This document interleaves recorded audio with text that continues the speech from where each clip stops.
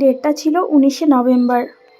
আর location ছিল ডাকঘরা বাজারেই। বাড়ি থেকে আমি খুব তাড়াতাড়ি বেরিয়েছিলাম 1টার দিকে, যেহেতু ব্রাইডের সাথে সাথে আমার ওই বাড়িতে 3টা পার্টি মেকআপ ছিল আর একটা স্টুডিওতে আমার পার্টি মেকআপ ছিল, টোটাল 4টা। তো খুব টেনশনের মধ্যে ছিলাম। তো দীপাঞ্জলি মেহেন্দি বিয়ে, বাসি বিয়ে, রিসেপশন আমাকে বুকিং করেছিল। তো তোমরা দেখেছো ওর বিয়ের কাজগুলো, সবাই খুব ভালো বলছিল, এমনকি ওর শ্বশুরবাড়ির লোকও বলছিল খুব পছন্দ হয়েছে।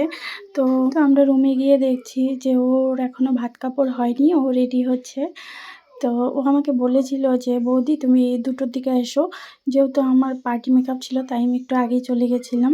তো এই দেখতে পাচ্ছ ওর ভাত কাপড় হচ্ছে, তো খুব সুন্দর লাগলো দেখে। তারপরে ও ভাত কাপড় কমপ্লিট করে ও 3টা কি 3:30টার দিকে বসলো। আর আমি এদিকে প্রচণ্ড টেনশনে ছিলাম, আমি কি করে এতগুলো কাজ মেকআপ করব। যাই হোক ভগবানের আশীর্বাদে আমি কাজগুলো কমপ্লিট করলাম, ওকে রেডি করে ওদের বাড়ির 3জনকে পার্টি মেকআপ করে তারপরে বেরিয়ে আমি স্টুডিওতে গেলাম।